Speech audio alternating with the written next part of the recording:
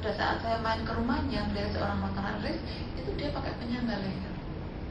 Dia minum obatnya juga, nebus obatnya juga udah lumayan banyak. Terus kemudian sama dokternya disarankan kalau mau cepat sembuh ya operasi. Tapi operasi itu kalau berhasil ya, tapi kalau nggak berhasil bisa cacat, betul nggak? Saya banyak sekali melihat teman-teman yang operasi katarak akhirnya yang berhasil ya bagus, yang nggak berhasil akhirnya buta.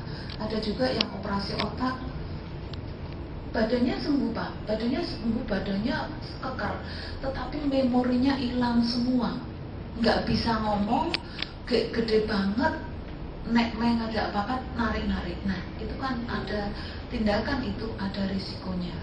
Kemudian ada juga yang di situ juga Mbak Fitri orang Jogja, pada saat SMP kelas 1 itu jatuh dari sepeda motor, tulangnya bongkok selama 14 tahun, ada tulang punuknya, ada punuknya di sini. Itu ikut workshop tanggal 2 Juli, dia ikut Juli, itu Agustus dia memberikan testimoni tulangnya bisa lurus. Dan itu tidak ada campur tangan. Dan jadi quantum awareness healing itu kita tidak ada campur tangan. Biasanya kalau terapi kan ada pijit atau apa, ini enggak. Bahkan terapi dari jarak jauh pun bisa. Kemudian ada Ibu Dia Widiningtyas itu dari Banyuwangi, selama 21 tahun tulangnya patah itu nyambung tapi begini.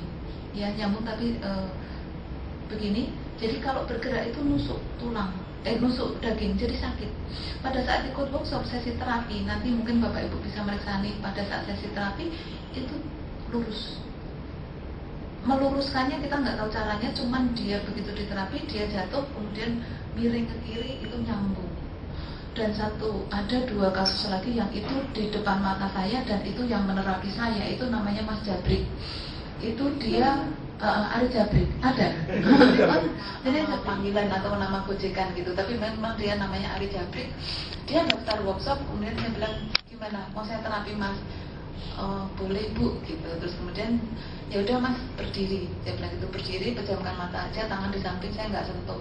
Saya memang benar-benar nggak sentuh karena saya melihat ada beberapa memang yang laki-laki perempuan nggak boleh saling menyentuh kecuali kalau memang ini ya. Ya saya bilang, Mas nggak tak sentuh, Mas saya cuma sedekap aja di belakangnya dia. Nggak berapa lama kaki kanannya bergerak terus tangannya ke atas getar gitu, terus kemudian dia terduduk.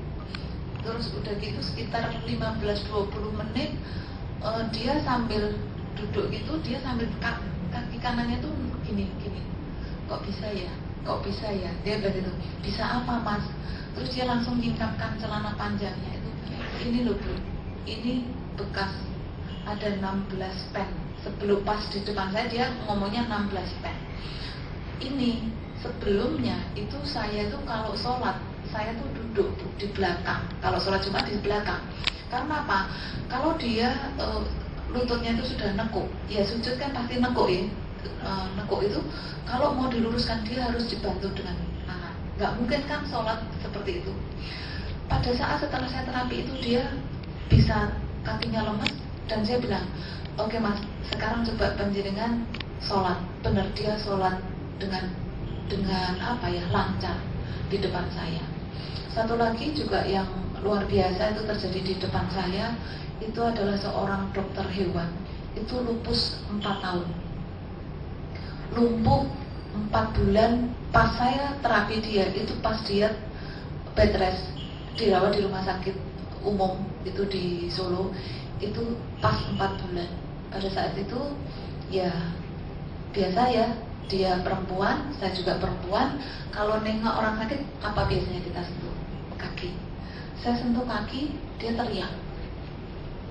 Dia sentuh kaki, saya teriak. Terus suaminya bilang, Bu, ini istri saya ini kalau disentuh teriak sakit katanya. Saya aja kalau nolong ke dia, saya ini cuma seperti patung berjalan. Jadi dia yang ngerangkul suaminya, ya suaminya jalan. Tapi suaminya nggak nyentuh karena kalau disentuh sakit. Terus kemudian saya sentuh itu kakinya dingin. Terus dia bilang di sini ada lebam-lebam, ya ada lebam-lebam, kakinya lumpuh sama sekali tidak bisa digerakkan. Nah pada saat itu, oke Bu, mau saya terapi. Sebelumnya saya cerita bahwa ada kakaknya klien saya itu lumpuh sembuh. Tapi ibu dokter itu malah marah, katanya lupus itu tidak mungkin disembuhkan. Ya udah, ibu mau saya terapi, mau 30 menit saya terapi, kemudian sensasi tubuhnya nggak kelihatan dari luar. Kalau biasanya kan ada kelihatan dari luar ya, nanti bisa melihat videonya. Kalau itu nggak ada sensasinya dari luar, jadi hanya pejamkan mata, dia diem aja. Terus kemudian ini kok diem aja, sementara suaminya yang saya terapi itu sudah tergeletak kan, dia berdiri. Kalau istrinya kan tidur. Gimana dong? Ada yang dirasakan? Kok ada di kepala saya ini seperti ada yang menjalar, hangat. Kemudian kaki saya tuh seperti ditarik lepas gitu. Nah dia kan melek ceritanya, loh kok kaki saya bergerak? Dia sendiri ngomong seperti itu.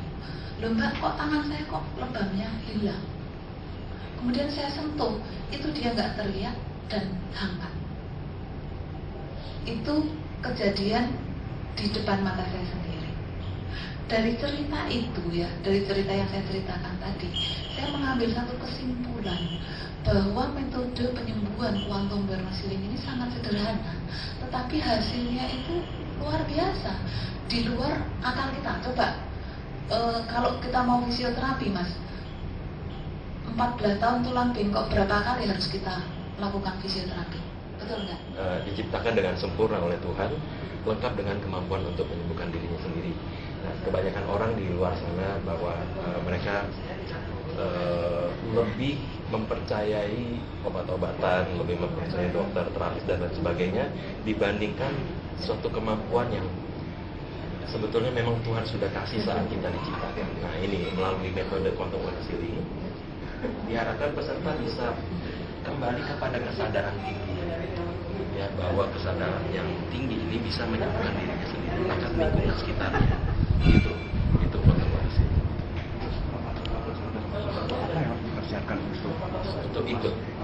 Untuk ikut tidak ada syarat khusus ya.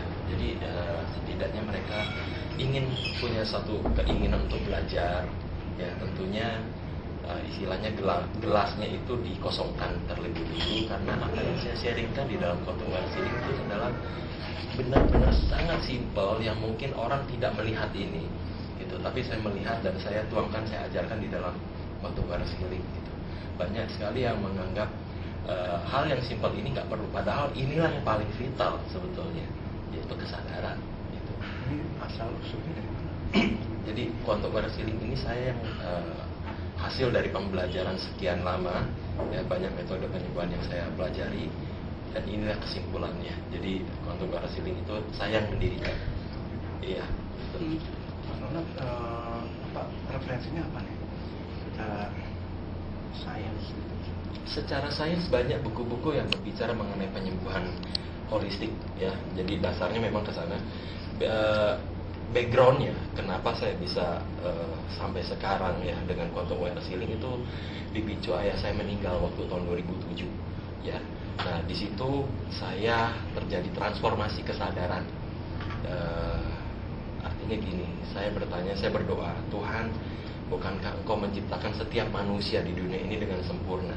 Ya, saya percaya setiap kita pasti setuju dengan pernyataan tersebut, ya, bahwa manusia adalah ciptaan yang paling sempurna.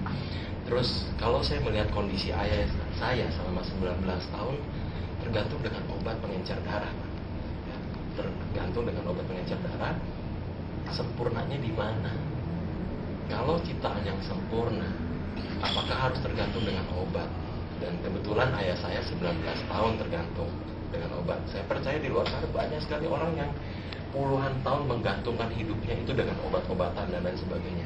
Sempurnanya di mana? Ada yang miss di sini apa ya kira-kira. Nah dari situlah awal mula saya mempelajari penyembuhan holistik, tubuh, jiwa dan pikiran. Nah akhirnya ya puji syukur sama Tuhan, ketemulah satu metode yang saya beri nama quantum awareness healing. Itu 19